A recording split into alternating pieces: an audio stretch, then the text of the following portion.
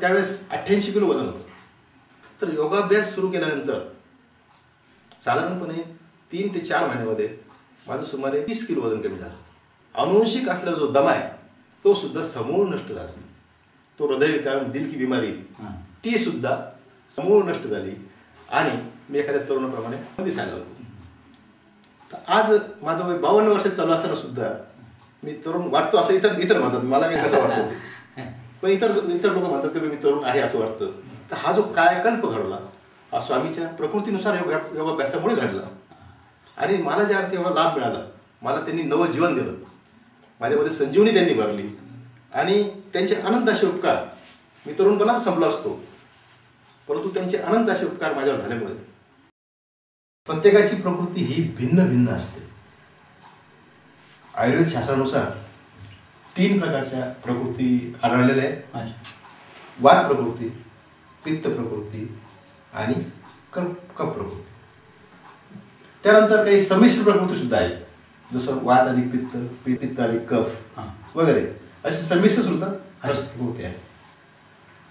आता तुम्ही म्हणता हा जो प्रकृतीचा विषय हा वात, पित्त आणि कफ या प्रत्येक व्यक्तीमध्ये आढळून येतो. हा गुण प्रत्येक व्यक्तीमध्ये आढळून येतो. परंतु ही प्रवृत्ती जी आहे ज्याच्यामध्ये जास्त असते, जास्त प्रमाणात असते, जसं समजा उदाहरणार्थ तुम्ही आहात तर तुमच्यामध्ये समजा वाताचं प्रमाण जर जास्त असेल तुम्ही वात प्रधान. एखादी व्यक्ती त्याच्यामध्ये पित्ताचं प्रमाण जास्त असेल तर ती पित्त प्रधान. अशा प्रकारचं ते प्रधान असल्यामुळे त्या अनुषंगाने व्यक्तीला आजार जळत असतात. मग त्या व्यक्तीला मोठमोठे आजार सुद्धा जळतात आणि ते आजार दूर करण्याकरता आमच्या स्वामीजींनी प्रकृतीनुसार योगाभ्यास ही दीक्षा मला दिलेली आहे. सारखे चेहरे सुद्धा अभावाने आढळतात. एकसारखे चेहरे नसतात. अनेक लोकांचे सुद्धा अभावाने एकसारखे चेहरे आढळतात. डबल रोल आपण जसं म्हणतो आहे बरोबर. तर प्रकृती सारखी होऊ शकत नाही प्रत्येक माणसाची. त्यातल्या त्यात म्हणजे असं जर तुमचं पोट दुखतंय तर डोकेदुखीची गोळी घेऊन काही उपयोग नाही. त्याकरता योगाभ्यास ही वैज्ञानिक प्रणाली आहे असं शास्त्र सांगतं. स्वामीजींनी सुद्धा मला तेच सांगितलेलं आहे. मग वैज्ञानिक प्रणाली म्हणल्यानंतर जे आसनं ज्या व्यक्तीकरता पाहिजे त्याच्या आजारा अनुरूप, त्याच्या विकृती अनुरूप जे आसनं त्याला पाहिजे, जे योगासनं, जे योगाभ्यास, जे क्रिया, प्राणायाम जे काही त्याला शिकायला पाहिजे तेच त्याला योग्य रीतीने मिळण्याकरता प्रकृतीची गटवारी करावी लागते. आणि अशी गटवारी करून 3 गटामध्ये त्याला विभक्त करून वेगवेगळ्या गटाचा योगाभ्यास शिकून त्याला रोगमुक्त केलं जातं. की आपण जसं म्हणालात की घरगुती प्रकारचा प्राणायाम, असं घरगुती प्रकारचा कुठला प्राणायाम नसतो. विशेष म्हणजे काही लोक प्राणायाम शिकवतात, परंतु योगशास्त्रानुसार योगशास्त्रामध्ये नमूद केलेलं आहे यम, नियम, आसन आणि प्राणायाम.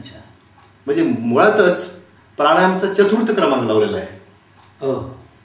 म्हणजे अगोदर यम, नंतर नियम, नंतर आसन आणि नंतर प्राणायाम. परंतु तरी पण आज बहुतेक ठिकाणी प्रथम प्राणायाम शिकवला जातो. म्हणजे हे शास्त्राच्या थोडंसं विरुद्धच असलं पाहिजे असं मला वाटतं. दुसरी गोष्ट अशी, योगाभ्यास करीत असताना त्या व्यक्तीला त्रास होऊ शकतो. म्हणजे अशा प्रकारचे जर प्राणायाम जर सुरुवातीला केले तर त्या व्यक्तीला त्रास होऊ शकतो, श्वासाचे त्रास होऊ शकतात. अनेक लोक माझ्याकडे येतात असे प्राणायाम करणारे आणि त्यांना श्वासाचे त्रास होतात. काही लोकांना झोपेतच दचकून ते उठतात, काही लोकांचा जीव घाबरा होतो. त्यामुळे अशा प्रकारचे प्राणायाम कोणी करू नये. सुरुवातीला शरीर संचलन करावं, योगासनं करावे, त्यानंतरच प्राणायाम करावे. पातंजल योग प्रदीपमध्ये असं सांगितलेलं आहे तस्मिन सती श्वास प्रश्वास योर्गती विच्छेदः प्राणायाम. अर्थात आसनाचे स्थिर झाल्यानंतर त्यांना या ठिकाणी असं सांगायचं आहे की जोपर्यंत तुमचं योगासनावर प्रभुत्व येत नाही, याचा अर्थ असा का जोपर्यंत तुम्ही योगासनामध्ये प्रावीण्य मिळवित नाही तोपर्यंत प्राणायाम करू नका.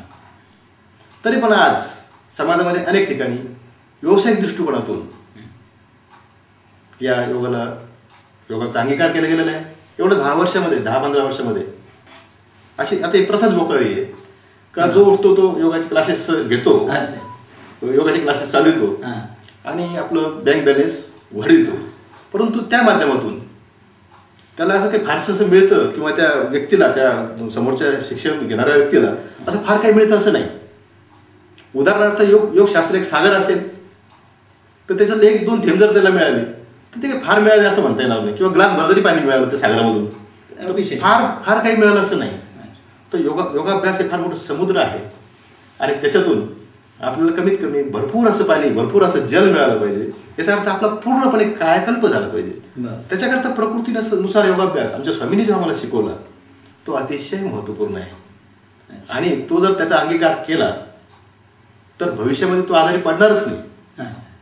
किंवा त्याला भविष्यामध्ये जे मोठे मोठे आजार आहे, हृदयविकार आहे, उच्च रक्तदाब आहे, मधुमेह आहे, अशा प्रकारचे आजार त्याला भविष्यातच जडणार नाही. त्याचं जे स्थूलत्व असेल त्या व्यक्तीला, समजा जाडपणा असेल, तो स्थूल असेल तर ते स्थूलपणा त्याचं कमी होऊन जाईल आणि त्याला पुन्हा त्याचं तारुण्य त्याला परत मिळेल.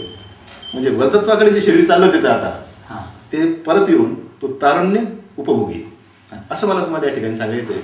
त्यामुळे दुसरी गोष्ट त्याच्यामध्ये अशी आहे का या शास्त्रानुसार, योगशास्त्रानुसार पतंजल योग प्रदीपमध्ये या गोष्टी स्पष्टपणे सांगितलेल्या आहेत.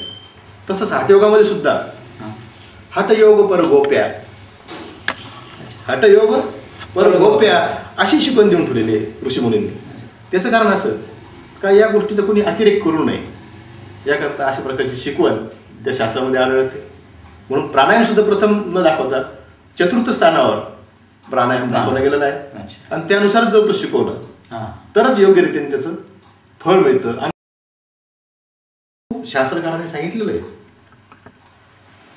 पुन्हा एकदा सांगतो, अयुक्ताभ्यास योगेन सर्व रोग समुद्भवः. चुकीच्या पद्धतीने केले गेलेल्या आसनामुळे, त्याच्या कृतीमुळे सर्व प्रकारचे रोग लागतात आणि योग्य प्रकारे केले गेलेल्या आसनामुळे सर्व प्रकारचे रोग नष्ट होतात. परंतु व्यायामामध्ये आणि योगासनामध्ये फार मोठं अंतर आहे. ते अंतर असं की योगासनामुळे माणसाच्या मांसपेशी ज्या असतात मनुष्याच्या, त्या अधिक लवचिक बनतात. अधिक लवचिक बनल्यामुळे त्याचं तारुण्य टिकून राहतं. तर व्यायामामुळे असं होतं की व्यायामामध्ये शक्ती वापरायला लागत असल्यामुळे त्याच्या मांसपेशी ताठर बनतात आणि त्यामुळे वृद्धत्व लवकर येतं. हा सगळ्यात मोठा त्याच्यामधला फरक आहे. म्हणजे व्यायामाचा आणि योगाचा एवढा मोठा फरक आहे बघा. हा एक फरक आहे.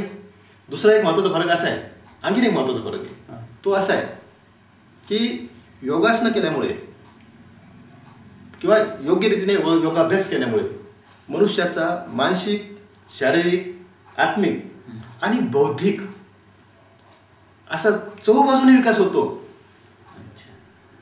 तर व्यायाम केल्यामुळे फक्त त्याचे बाह्य शरीरच पुष्ट बनतं, याच्या व्यतिरिक्त काही विकास होत नाही. म्हणून जे लोक समजा दष्टपुष्ट असतील त्यांना सुद्धा अनेक विकार असतात. प्रकृतीनुसार त्यांना योगाभ्यास शिकू. माझं अंतिम ध्येयच हे आहे, माझ्या शेवटच्या श्वासापर्यंत मी निःशुल्क हे योगाचं कार्य करणार आहे. की प्रत्येकाने आपल्या दररोजच्या वेळेतील अर्धा ते पाऊण तास वेळ योगाभ्यासाला द्यावा. योगाभ्यास मन लावून करावा आणि मन लावून योगाभ्यास केल्यामुळे आपली नाडीशुद्धी होऊन आपलं जीवन आनंदमय बनावं. आपल्या जीवनामध्ये कधीही अंधकार होऊ नये. कधीही आपण जीवनभर केलेल्या कमाईचा वाटा इतर ठिकाणी द्यावा लागू नये आजारी पडल्यानंतर, आहे की नाही. आणि ती केलेली कमाई आपल्याच कुटुंबियाला कामा यावी त्याकरता अर्धा तास पाऊण तास प्रत्येकाने द्यावा. अशा प्रकारची विनंती, अशा प्रकारचा संदेश मी सर्व दर्शकांना देऊ इच्छितो. धन्यवाद.